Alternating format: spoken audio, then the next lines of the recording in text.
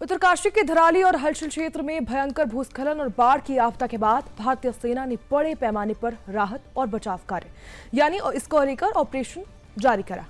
आपको बता दें कि टूटे हुए जिंदगियों को संवारने से लेकर क्षतिग्रस्त सड़कों की मरम्मत तक सेना दिन रात इस मिशन में जुटी है।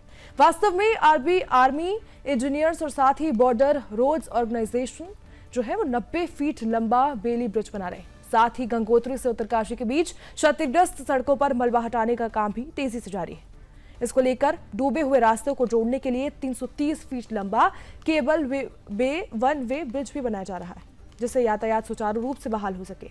केवल शनिवार को सेना और साथ ही सिविल एविएशन के 33 हेलीकॉप्टर 195 लोगों को सुरक्षित निकाल चुके हैं। इसके साथ ही करीब 200 पर्यटकों को भूस्खलन प्रभावित क्षेत्र पार कराकर हरसिल हेलीपैड तक पहुंचाया जा चुका है। साथ ही 100 से ज्यादा फंसे हुए यात्रियों को भोजन और ठहरने की सुविधा भी मुहैया कराई जा चुकी है।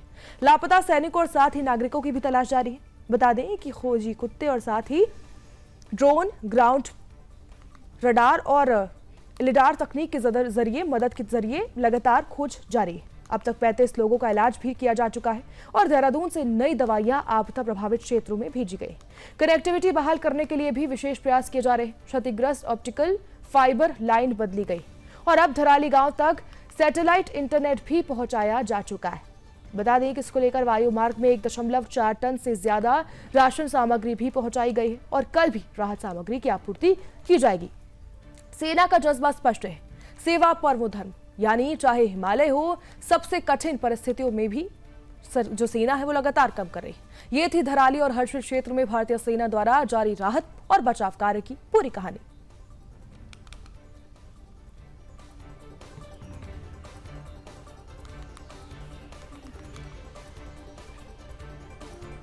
त्रिस्तरीय पंचायत चुनाव के बाद जिला पंचायत अध्यक्ष और ब्लॉक प्रमुखों के चुनाव को लेकर राजनीतिक गहमागहमी तेज हो गई। बता दें कि उत्तराखंड भाजपा के प्रदेश अध्यक्ष महेंद्र भट्ट ने दावा किया है कि आगामी जिला पंचायत अध्यक्ष और ब्लॉक प्रमुखों के चुनाव में भारतीय जनता पार्टी के प्रत्याशियों को भारी जीत हासिल होगी।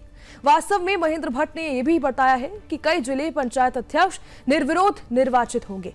बता दें कि पार्टी के सभी 12 जिले पंचायत अध्यक्ष के प्रत्याशियों के नामों का ऐलान पहले भी कर दिया है। उन्होंने ये भी कहा कि ब्लॉक प्रमुखों के कुछ पद जानबूझकर खाली रखे जाएंगे, लेकिन अधिकांश सीटों पर भाजपा की जीत सुनिश्चित है। वहीं प्रदेश अध्यक्ष ने विपक्ष पर कटाक्ष भी किया और कहा कि भाजपा की मजबूत पकड़ से विपक्ष परेशान हो चुका है।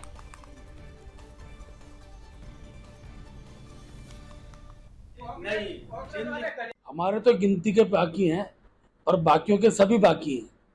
भारतीय जनता पार्टी ने अपने सभी प्रत्याशी लगभग घोषित कर दिए हैं। हम कुछ सीटों को फ्री छोड़ेंगे, बहुत सी कुछ सीटों पर आज निर्णय करेंगे और आज हमारा अंतिम निर्णय होगा।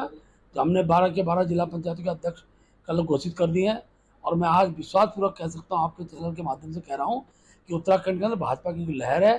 चाहे ब्लॉक प्रमुख हो, अनेकों ब्लॉक में वहाँ निर्विरोध जीत कर आएंगे, अनेकों जिला पंचायत अध्यक्ष वहाँ निर्विरोध जीत कर आएंगे और जिस दिन परिणाम आएगा 14 तारीख को, कुछ परिणाम तो कल ही आ जाएगा, 11 तारीख सायंकाल तक नामांकन ही होगा, कुछ परिणाम 14 को आएगा, उसमें भी भारतीय जनता पार्टी एक तरफा जीत की और दिखाई देगी।